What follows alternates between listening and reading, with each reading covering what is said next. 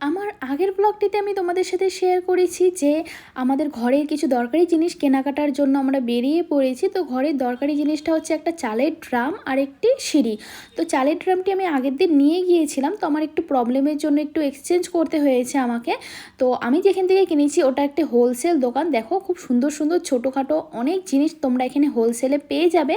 আর তোমাদের যদি ঠিকানাটা জানতে হয় অবশ্যই আমাকে কমেন্ট করে বলো, আমি জানিয়ে দেবো। দেখো খুব সুন্দর সুন্দর জিনিস ওখানে কিন্তু পাওয়া যায়। আমি বেসিক্যালি ওখান থেকে কেনাকাটি করি, কারণ ওখানে তুমি ছোট থেকে বড় তরকারি, ঘরের সব জিনিস তুমি ওখানে পেয়ে যাবে। তো এখানে দাদাটা অনেক রকমের ভ্যারাইটি আমাকে দেখাচ্ছিল চালের ড্রামের। তো এখানে একটা পছন্দ হয়েছে, তো এটাতে একটু প্রবলেম ছিল দেখে দাদাটা আর দীপ মিলে ওটাকে ঠিক করে নিল। তো এই যে এটা আমার পছন্দ হয়ে গেল, তো ওটা আমি নিয়ে নিলাম। আর চালের ড্রাম সাথে সিঁড়ি নিয়ে আমরা রওনা দিলাম বাড়ির পথে। তো এই ব্লগটি তোমাদের কেমন লাগলো অবশ্যই কমেন্ট করে জানিও। টাটা।